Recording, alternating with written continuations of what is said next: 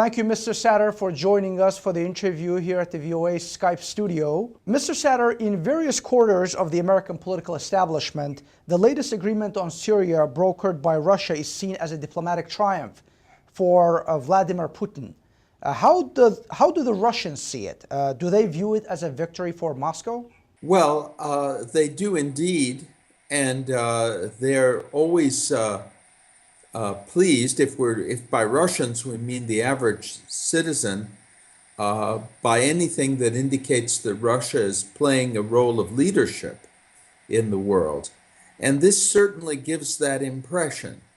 So we can say that, in fact, the mood here is positive about what Putin has done.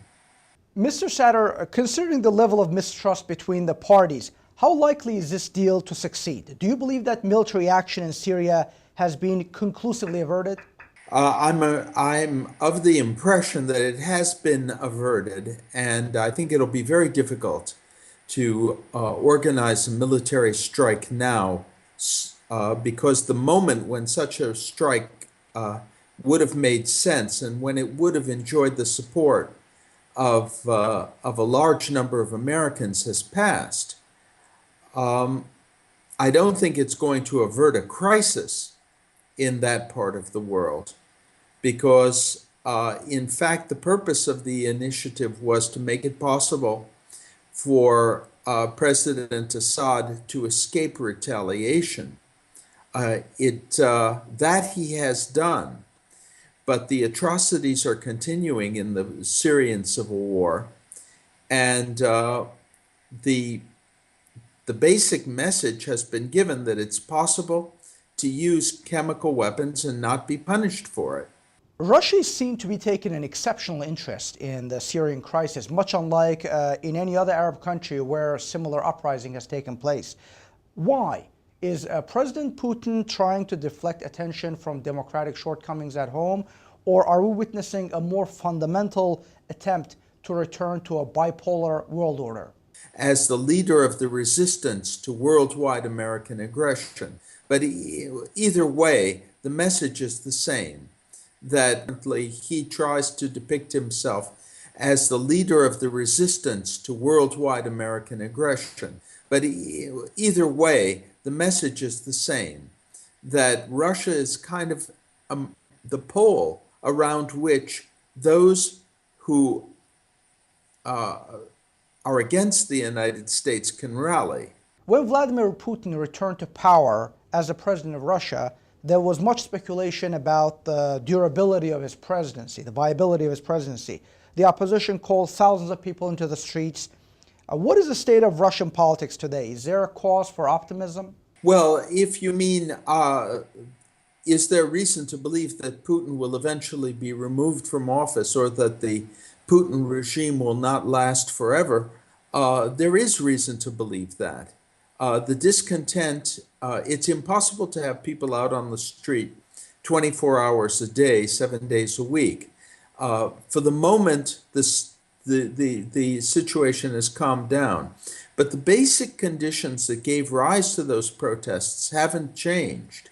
People are still appalled by the lawlessness, the corruption, and by the fact that many people find they have no future in this regime.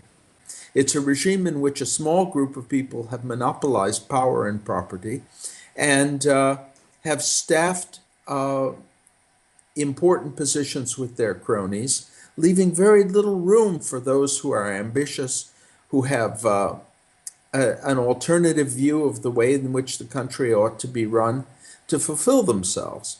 You're on the ground in Moscow. In your assessment, what are President Putin's long-term objectives, both on domestic and foreign policy fronts? I think his long-term objective is to stay in power and not to be forced out in any way. And I think that this is the long-term objective that is shared by the members of his entourage as well. What I don't think you can say in the case of Putin is that he has some type of long-term vision for the future of Russia. He is concentrated really on holding on to power. In this respect, he's not that different from Assad or a lot of the people in the Middle East who were displaced, removed. Mr. Assad, how do you see the trajectory of U.S.-Russian relations? Is there any chance for improvement in the near future? Well, I'm not sure that improvement is really called for. I mean, I think the real question is there any chance that there'll be an improvement in Russian behavior? As long as Russian behavior remains hostile to the United States, there's no reason for good relations, because the burden of those good relations would be placed exclusively on the shoulders of the U.S.